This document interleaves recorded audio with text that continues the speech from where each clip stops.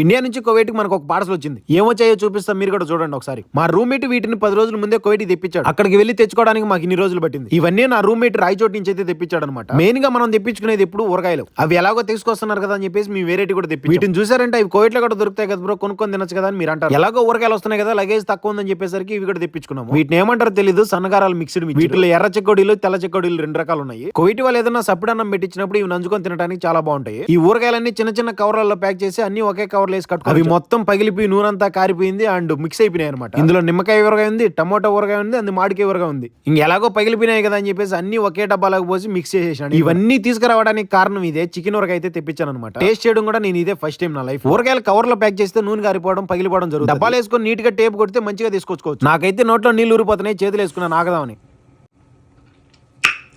మామూలుగా లేదు. మీకు పిక్కిల్స్ లో ఏ పిక్కిల్ ఇష్టమో కామెంట్ చేయండి ప్లీజ్. ఈ వీడియోకి లైక్ చేసి సబ్స్క్రైబ్ చేయండి. ఉంటా, బాయ్.